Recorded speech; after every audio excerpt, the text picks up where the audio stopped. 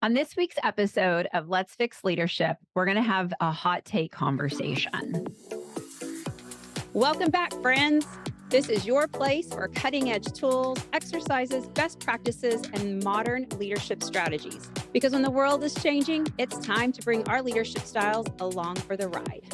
Whether you're a company leader, a corporate visionary, an entrepreneur, this show gives you new insights into the neuroscience and the language of leadership, plus practical steps and tips to lead your teams in a powerful way. It'll also help you keep your people happy and engaged, all while achieving your biggest goals. I'm your host, Jen Thornton. I'm a talent strategist, a brain-based executive coach, speaker, and the founder of 304 Coaching. Now let's fix leadership. Recently, I had this conversation with someone I was coaching, and they said to me, "Do you actually tell executives these things?" And it made me laugh because, yes, I do actually have these conversations. And it's one of the many benefits of having an external coach. I get to provide feedback to executives that most employees can't give.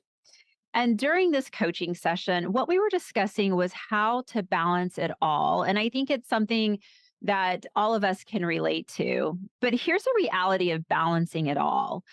Remember back when we were told to leave it at the door when we got to work? Work had really no interest in our lives outside of our working hours. And well, back then, we also got to leave work at the door when we went home. It was like we had these two lives that didn't cross each other. But then came technology.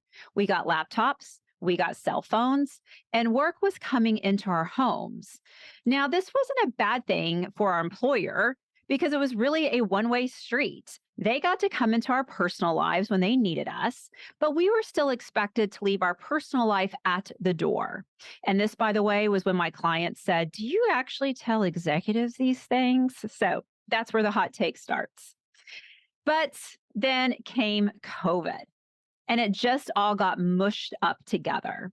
There was no leaving anything at the door anymore. Our work and home lives were just a mixed up mess. And pulling them apart is really likely not an option for most of us in today's world. So, how has this changed how we lead our teams? Well, we have to start leading the whole person. And let's face it, we should have always been doing this, but the world is now forcing our hand to do the right thing. So, what does it mean leading the whole person? Leading the whole person means recognizing that employees are not just their job titles and responsibilities.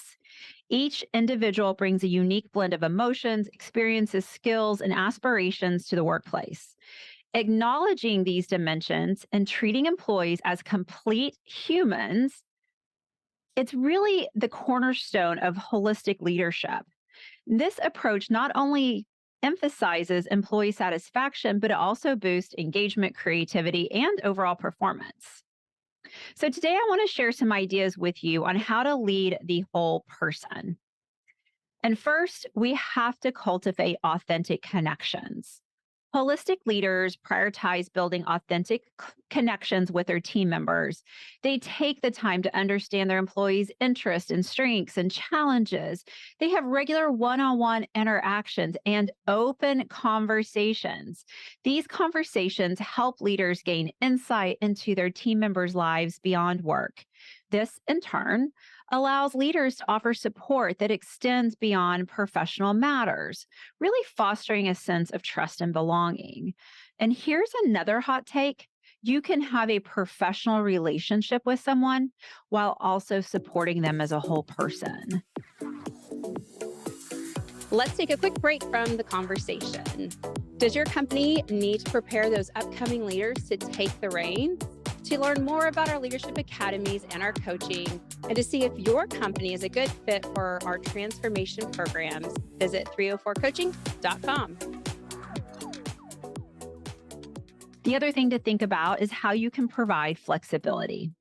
And in the pursuit of work life balance, holistic leaders recognize the interplay between work and personal lives. Flexibility in work hours, remote work options, and supportive policies demonstrate a commitment to the employees' overall well being. If someone wants to have an extended lunch to volunteer at their children's school, then offer them the ability to come in early that morning. And I get it.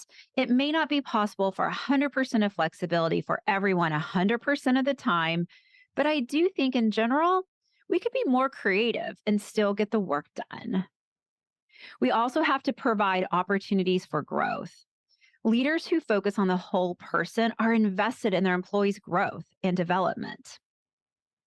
This involves not only providing opportunities for skill enhancement within their roles, but also opportunities in supporting pursuits beyond the immediate job description. Offering mentorship, training, and resources for personal development showcases a commitment to the long term success of the employee, both within and outside the organization, within their whole life. Also, foster a culture of well being. Holistic leadership places a high value on an employee's well being. Leaders should actively promote physical, mental, and emotional health. When employees feel supported in their well being journey, they are more likely to be engaged, productive, and resilient in the face of challenges. One of the easiest ways of promoting a culture of well being is to live your life as a leader who focuses on your whole self. Prioritize what's important to you and be authentic when speaking about it, and really talk about how you promote your own mental and physical health, because this signals to others that they can do the same. We also want to recognize and celebrate diversity. Acknowledging the diverse experiences and backgrounds within the workplace is crucial for leading the whole person. Inclusive leaders create an environment where employees feel valued and respected for their individuality. This can lead to an increase in creativity and innovation as employees from various backgrounds can bring their unique perspectives to the table. And as always, lead by example. Being an organization that leads the whole person starts at the top. Top leaders must model the behavior they wish to see in their teams. By demonstrating their vulnerability, their work life balance, and a commitment to their personal growth, leaders inspire their employees to follow suit. Leading by example helps create a culture where well being of the whole person is a priority. And we just have to face it. Life just looks different today. We don't have two worlds that we leave at the door when we enter the other world. Technology has changed the way we live and work. And as leaders, we have to change the way we lead. Leading ourselves as a whole person and leading our teams as whole people is not only good for business, it is the right thing to do.